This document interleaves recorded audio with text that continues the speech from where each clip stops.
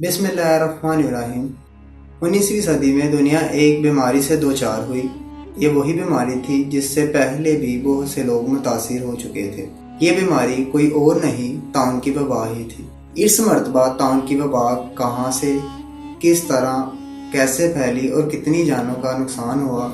अस्सलाम वालेकुम, मेरा नाम है खिजर अली और आप देख रहे हैं अनकवर नॉलेज। आज मैं आपके सामने दुनिया की खतरनाक तरीन वबाओं में ताउन की तीसरी वबा को अनकवर करूँगा।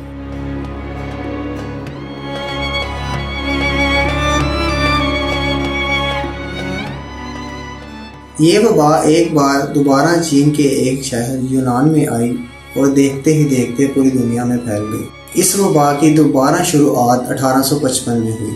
जदीद साइंसदानों की रिसर्च से मालूम हुआ है कि इस बार भी ताउन की वबा फैलने की वजह वही थी जो पिछली मरतबा थी।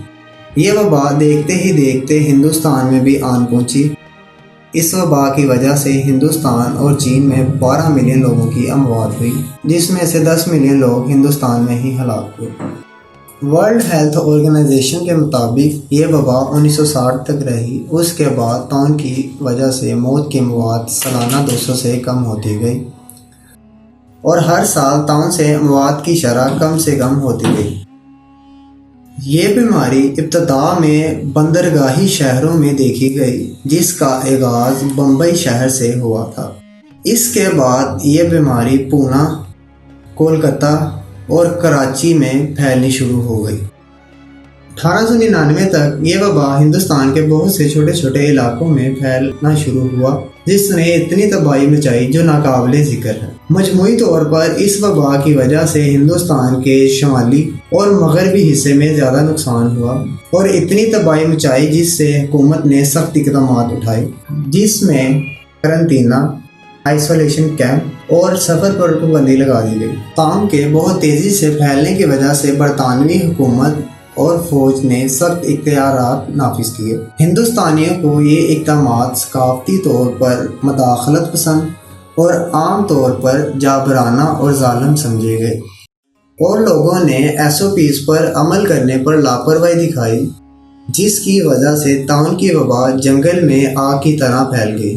वल्दीमार हैफकिन, जो कि एक तबी मुहक्किक था, इसने ताउन की एक वैक्सीन ईजाद की।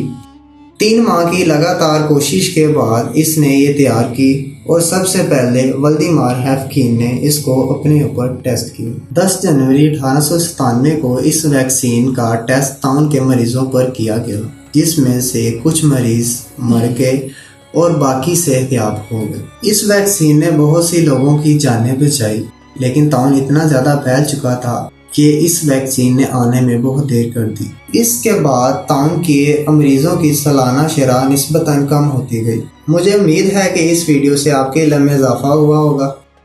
अगर आपको ये वीडियो अच्छी लगी है तो हमारी वीडियो को लाइक करें और दोस्तों के साथ शेयर करते हुए हमारे चैनल को सब्सक्राइब करें। जल्द ही नई वीडियो के साथ हाजिर होऊंगा, तब तक के लिए अल्लाह हाफ़िज़।